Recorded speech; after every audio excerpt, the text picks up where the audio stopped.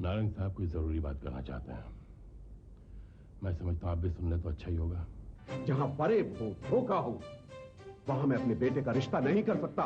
क्या क्या कह रहे हैं? देखिए, ये सगाई तो होकर ही रहेगी। अगर आप शरीक न भी हुए तो भी होगा। जीते रहो उसे खुश रहो, तब वाहेगुरु की कृपा।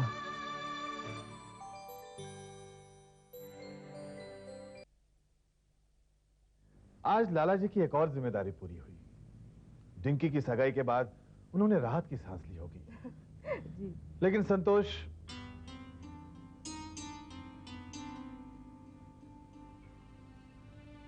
ये सगाई टूटते टूटते बची।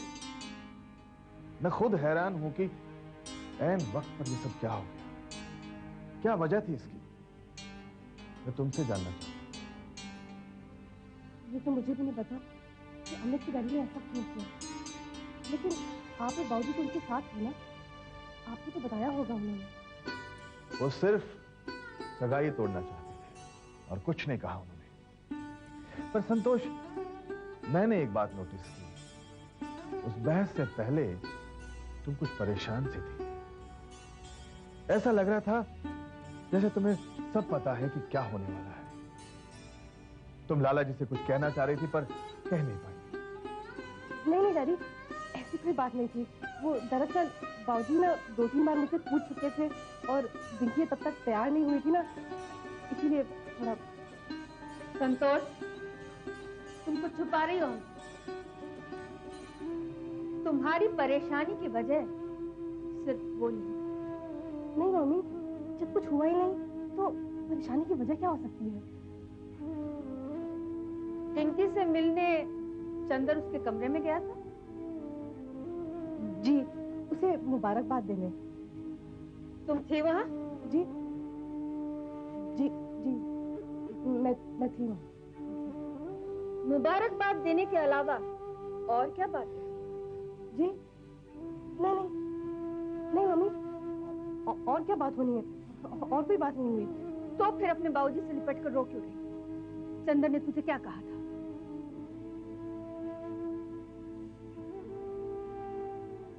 देखो बेटा, हम इसलिए पूछ रहे हैं क्योंकि लाला जी मेरे बड़े भाई जैसे हैं। उन्हें परेशान देखता हूं तो मुझे बड़ी तकलीफ होती है।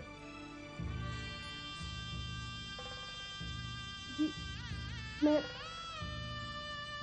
जानती हूँ डैडी। अगर जानती है तो क्यों छुपा रही है? हम सब एक ही परिवार के सदस्य हैं। एक दूसरे का दुख सुख बांटना क्या हमारा फर्ज नहीं है? मम्मा, बात सिर्फ इतनी ही थी कि जब ये पिछले कमरे में उसको मुबारकबाद देने गए ना, तो उसने इनसे ठीक तरह बात नहीं की और फिर इनको भी गुस्सा आ गया। इन्होंने भी 2-4 बातें सुना दी उसको और बस कमरे से बाहर चले गए। बस इतनी सी बात थी। और वहां से निकलकर चंदर सीधे नारायण साहब के पास गया। बहस उसके बाद ही शुरू हुई। उसने जो नारायण साहब से कहा उसका संबंध उसी बात से है जो उसने डिंकी से कही, और वही तुम हमें बताना नहीं चाह रही। नहीं मम्मी, मैं सच कह रही हूँ। इसके अलावा रहने दो संतोष। तुमने हर कदम पर अपने पति को बचाना चाहा, उसकी इज्जत के लिए अपने होंठ सी लिए, और आज भी तुम वही कर रही हो। मगर मुझे अंदाजा है कि कोई बहुत बड़ी घटना हुई है जिससे लाला जी भी बेखबर है, पर आज उनकी खातिर मैं ये जानकर रहूंगा कि हुआ क्या था।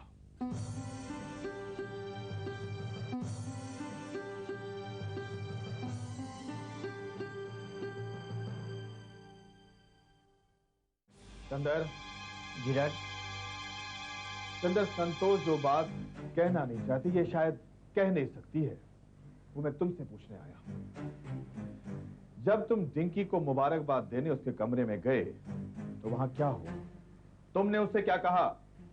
कुछ भी नहीं डैड, मैं उसे मुबारकबाद देकर वापस चला आया डैड। इसके अलावा और क्या कहता मैं उससे? संतोष ना कहे उसकी वजह मैं समझ सकता हूं, लेकिन तुम क्यों झूठ बोल रहे हो हमसे? भला मैं क्यों झूठ बोलूंगा आपसे डैड? हाँ, ये बात और है कि वो लड़की इस लायक ही नहीं है कि उसे मुबारकबाद दी जाए। जिस लड़की से मेरी सगाई हुई थी, आज मैं उसे मुबारकबाद देकर आ रहा हूं। मेरी जगह कोई और होता तो हरगिज नहीं जाता डैड। तुम वहां क्यों गए ये भी हैरत है मुझे, लेकिन तुम्हारे वहां जाने का मकसद सिर्फ इतना ही नहीं था, कुछ और भी था। और कुछ नहीं था डैड। और कुछ नहीं था। नारंग से क्या बात हो रही? कैसे जानते हो नारंग को तुम? कैसे जानते, क्या मतलब डैड? वही मुलाकात हुई थी। अच्छा, लेकिन जिस अंदाज से, जिस राजदारी से तुम लोग बातें कर रहे थे, ऐसा नहीं लगता था कि ये पहली मुलाकात है। हाँ, मैं उनसे पहले भी मिल चुका हूँ डैड।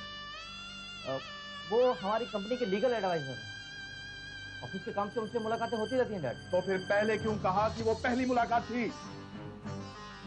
मुंह से निकल गया डैड। चंद्र, तुमने नारंग से कुछ ऐसी बात कही है जो तुम्हें नहीं कहनी चाहिए थी? कौन सी बात डैड? वही तो मैं तुमसे जानना चाहता हूं। नारंग का कहना है कि जो लड़की शादी का घर छोड़कर चली गई हो, उससे वो अपने बेटे का रिश्ता नहीं करेंगे, और इस घटना का इल्म उन्हें वही हुआ। वो पहले नहीं जानते थे इस बारे में, और मुझे पूरा यकीन है कि ऐसी बात बताने वाला तुम्हारे सिवा और कोई नहीं। भला मैं उन्हें क्यों बताऊंगा डैड? मुझे इस मामले से क्या लेना देना? नारंग साहब अपने बेटे की सगाई डिंकी से करें या ना करें, इससे मुझे क्या फर्क पड़ता है? अच्छा,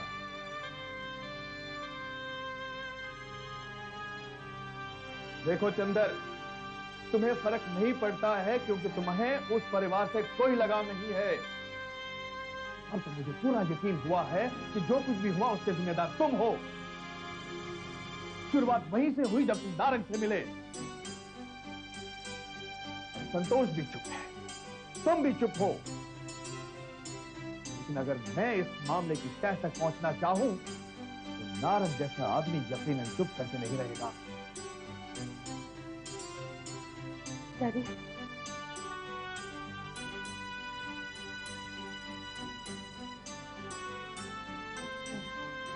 मेरी आपसे एक विनती है, आप इस मामले को आगे और मत बढ़ाइए। अगर नारंग साहब इस रिश्ते से खुश नहीं है तो पता नहीं वो आपको बढ़ा चढ़ाकर और क्या कहेंगे। आपको हमारी बातों का यकीन नहीं हो रहा, लेकिन हो सकता है आप उनकी बातों पर विश्वास करें।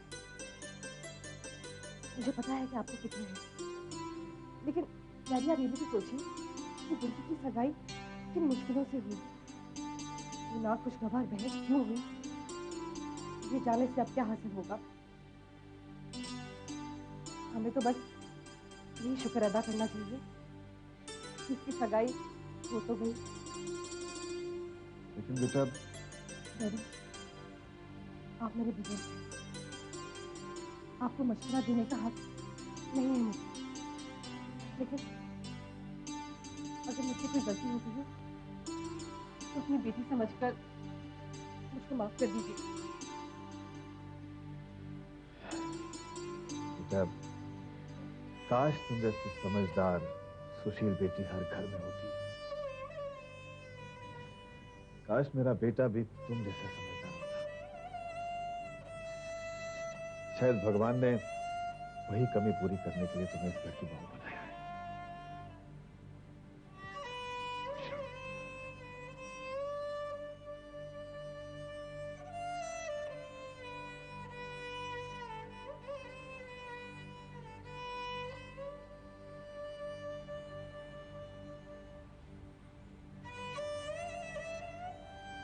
संतोष, थैंक यू।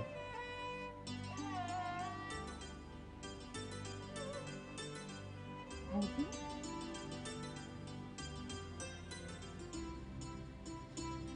इसलिए शुक्रिया किस लिए कह रहा हूं ये तो जानती हो तुम।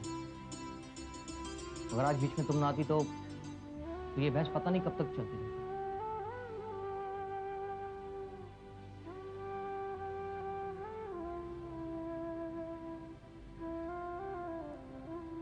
ऐसे क्या देख रही हो? देख रही हूँ कि शुक्रिया कहने वाले आप हैं या कोई और। आज तक मैंने ये लफ्ज आपकी जुबान से तो नहीं सुना। मुझे और शर्मिंदा मत करो प्लीज। वैसे भी आज जो कुछ हुआ उसके लिए मैं बहुत शर्मिंदा हूँ। ये क्या कह रहे हैं आप? सच कह रहा हूँ। जो बर्ताव मैंने तुम्हारे और डिंकी के साथ किया उसके बावजूद तुमने सच्चाई मम्मी और डैडी को नहीं बताई।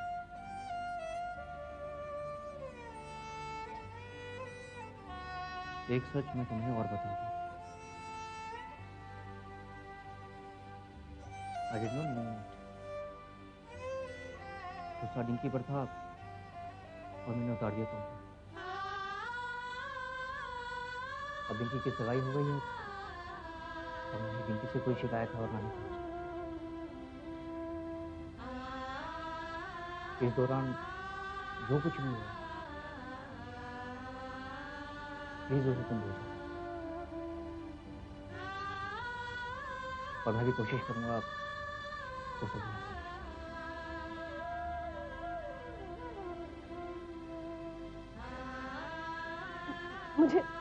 मुझे यकीन नहीं हो रहा कि आप ये सब कह रहे हैं मुझसे।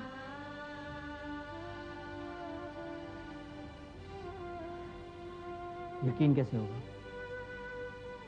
इसमें तुम्हारा कोई कसूर नहीं है। मैंने एक बार नहीं कई बार तुम्हारे विश्वास को ठोकर मारी है। मुझ पर यकीन करते करते वक्त तो लगेगा ही।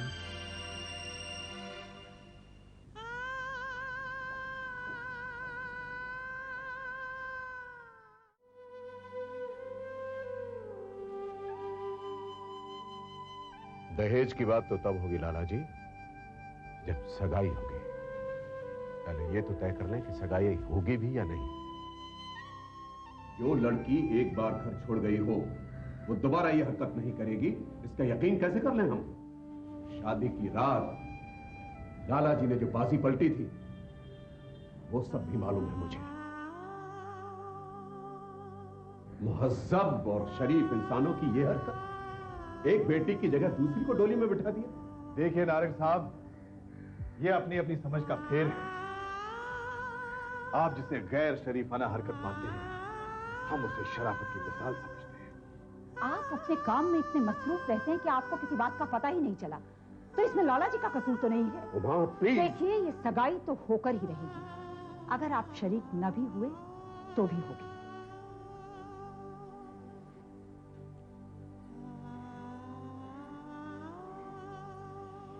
बाबूजी। हाँ, रख दे पुत्र।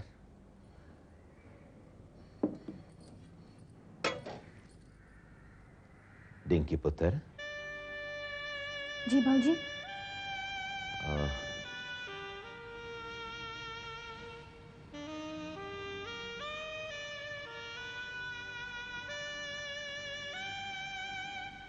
पुत्र, तू खुश तो है ना?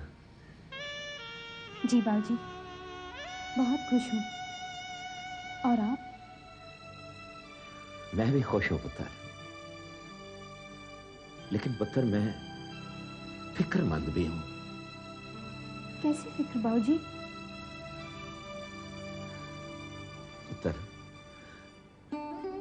मैंने सोचा था कि तूने अपनी पसंद का लड़का चुना है, ब्याह के बाद तू सुखी रहेगी। लेकिन आज नारंग साहब के बर्ताव ने मुझे खैर चिंता में डाल दिया। फिक्र का बोझ कंधों से उतरा तो दिल पे आ गया।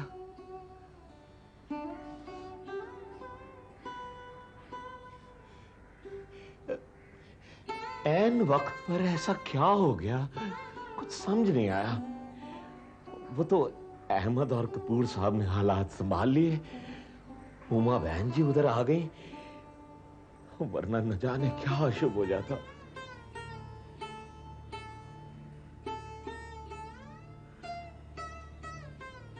बाबूजी, अशुभ घड़ी टल चुकी है बाबूजी, अब क्यों चिंता करते हैं आप? लेकिन पुत्र, सगाई के शुभ दिन ये तूफान आया ही क्यों? आया ही क्यों पुत्र? जो आदमी अपने बेटे की सगाई करने की नीयत से आया था, उसने अचानक अपना इरादा क्यों बदल दिया? कौन था इसका जिम्मेदार? संतोष मेरे कंधे से लग कर रो क्यों रही थी? वो कुछ कहना चाह रही थी, कह नहीं पाई। बाजी, दीदी क्यों रो रही थी मुझे मालूम है। तुझे मालूम है? तो बता ना पुत्र, क्यों रो रही थी? बाबूजी, वो जीजा जी मुझसे मिलने आए थे, मुझे मुबारकबाद देने, मगर मैंने उनसे ठीक से बात नहीं की तो दीदी को बुरा लग गया। दीदी ने मुझे डांटा तो मुझे और गुस्सा आ गया। मैंने जीजा जी से कहा कि वो कमरे से बाहर चले जाएं, तो वो गुस्सा होकर चले गए। बाबूजी, गलती मेरी थी बाबूजी।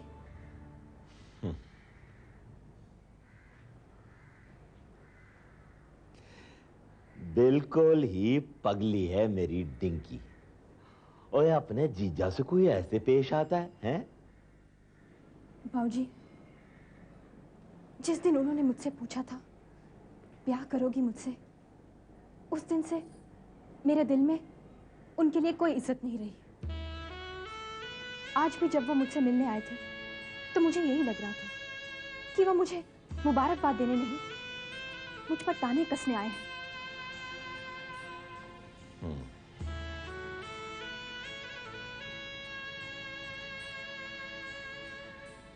देख पुत्र, तू उनसे छोटी है और बड़प्पन इसी में है कि तू इस वाकये को दिल से निकाल दे। भूल जा कि कभी कोई ऐसी बात हुई भी।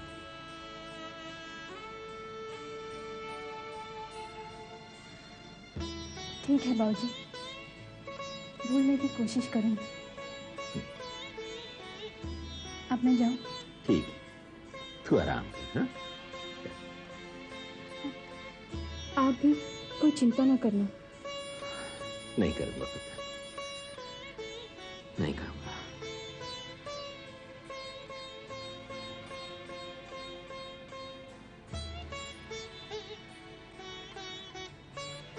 बाबूजी। हाँ? बाबूजी, मुझे कुछ और भी कहना है आपसे। हाँ तो बोल ना, क्या कहना, बोल। बाबूजी, आपने अमित को कभी पसंद नहीं किया, फिर भी मेरी खुशी की खातिर उसे कबूल किया।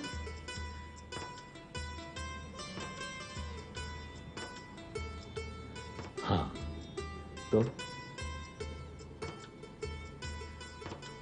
बाबूजी, आप दुनिया में सबसे अच्छे बाबूजी हैं। आपसे अच्छा कोई हो ही नहीं सकता। पागल लड़की है, खुश है फिर भी रो रही है? मेरी बेटियां भी तो इस दुनिया में सबसे अच्छी बेटियां हैं, जो अपने बाबूजी को इतना चाहती हैं, है ना? जीती रहे पुत्र, खुश रहे, सुखी रहे। वाहे गुरु ने चाहा तो सब ठीक हो।